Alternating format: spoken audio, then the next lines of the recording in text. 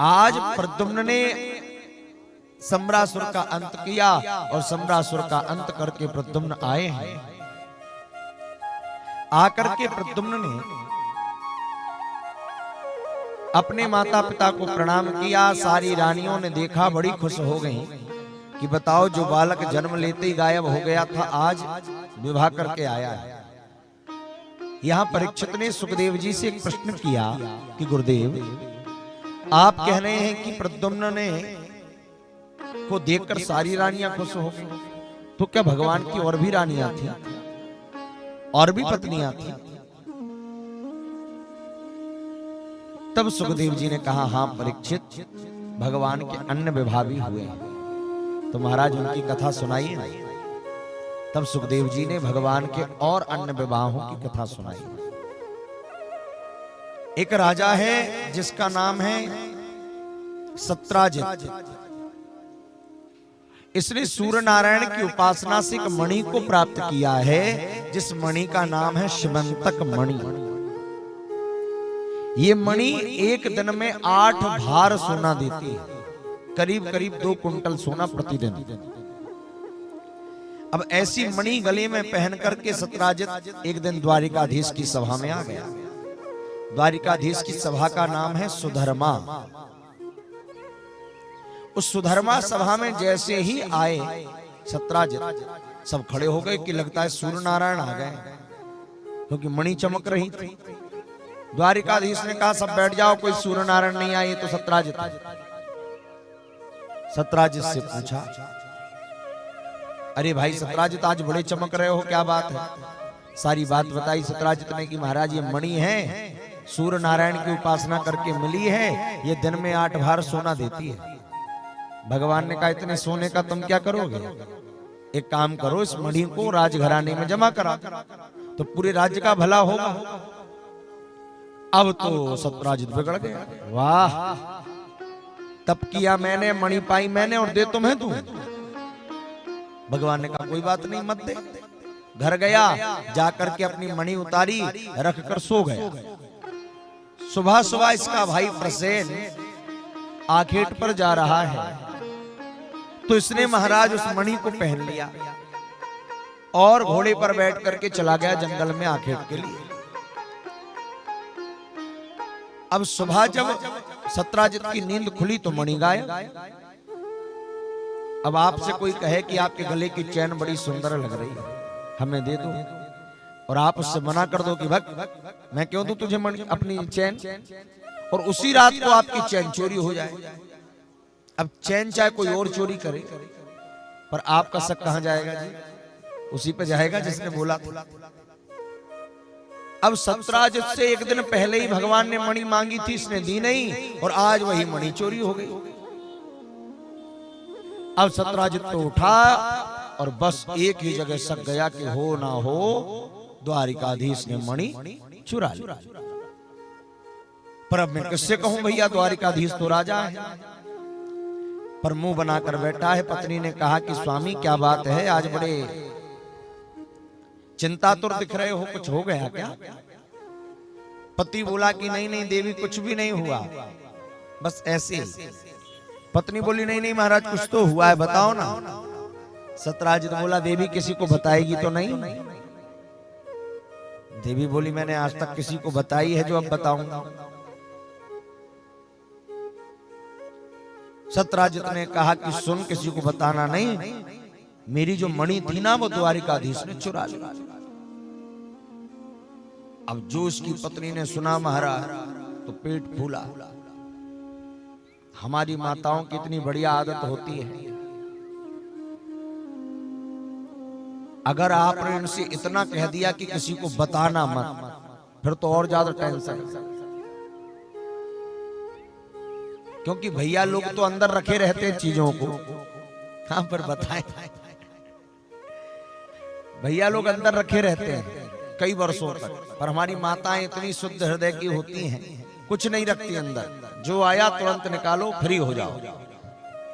भाई लोग रखे रहते हैं, महाराज 20 साल हो गए, आज भी याद है, ऐसी कही थी, नहीं रखी।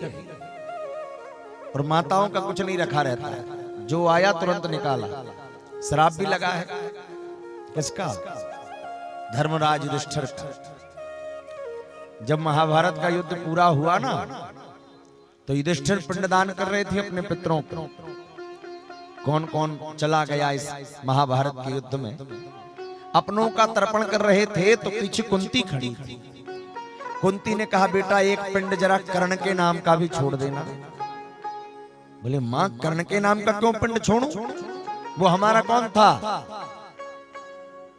कुंती ने कहा, बेटा वो भी तुम्हारा ही भाई था, वो भी मेरी कोख से ही जन्म लेकर आया था। जो सुना युधिष्ठिर की आंखों से आंसू आ गए। मां, तूने ये बात अब बता रही है जब वो हमारे हाथ से मर गया है। पहले बताई होती तो हम अपने भाई को अपनी तरफ करते। तूने ये बात हमसे छुपाई है। आज मैं श्राप देता हूं सारी नारी जात को कि आज के बाद तुम्हारे हृदय में कोई बात थुबेगी नहीं। जो आओगी सोई बता दो। तो अब सत्राजित ने भी पत्नी को बता दिया कि द्वारिकाधीश ने मेरी मणि चुरा ली, और किसी को बताना मत।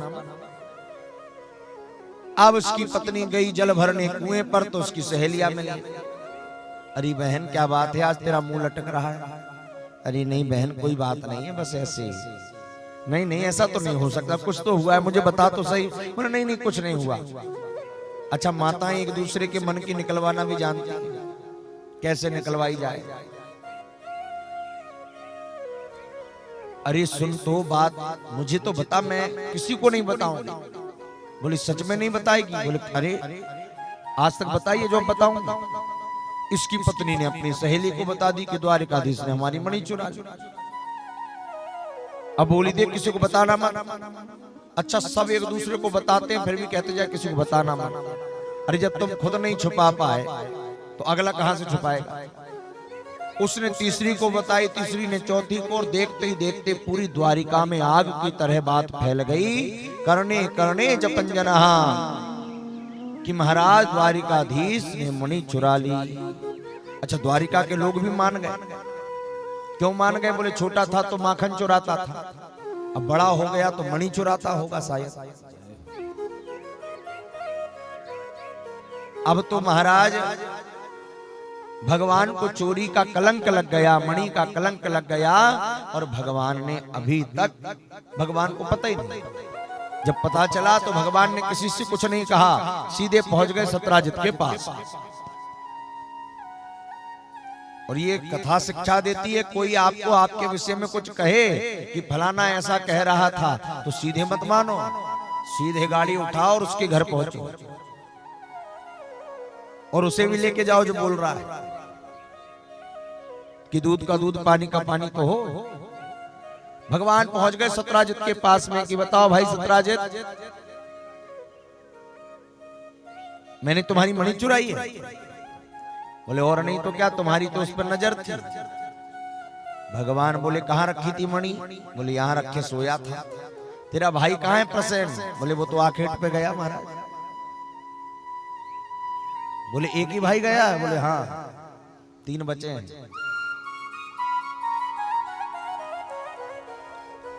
सुखदेव जी महाराज कहते हैं भगवान द्वारिकाधीश ने कुछ द्वारिका वासियों को लिया, साथ में प्रद्युम्न और महाराज सत्राजित को लिया, और प्रसेन को ढूंढने जंगल में चले गए।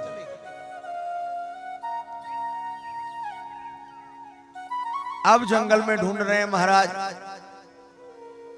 एक जगह देखा तो प्रसेन मरा पड़ा है, आगे देखा प्रसेन का घोड़ा भी मरा पड़ा है। वहां से शेर के पंजे के निशान दिखाई दिए, पीछे पीछे गए तो शेर भी मरा पड़ा है। शेर के पंजे से निशान के आगे की रीछ के पंजे के निशान दिखाई दिए, उसके सहारे गए तो आगे जाकर एक गुफा थी, उस गुफा में से प्रकाश आ रहा था। भगवान समझ गए हो ना हो तुम्हारी मणि उस गुफा में है, तुम यहीं खड़े रहो, मैं अभी गया और अभी आया। भगवान द्वारिकाधीश अंदर गए, देखा तो वहां पर एक कन्या उस मणि से खेल रही है, और वो रीछ जिसका नाम है जामवान, वो वहीं बैठा है। भगवान द्वारिकाधीश ने कहा कि ये मणि मेरी है, मुझे दो। जामवान रीछ बोला वाह, शेर को मारकर लाया, पहले आ मुझसे 2-2 हाथ कर, और मणि छुड़ाते बने तो छुड़ा कर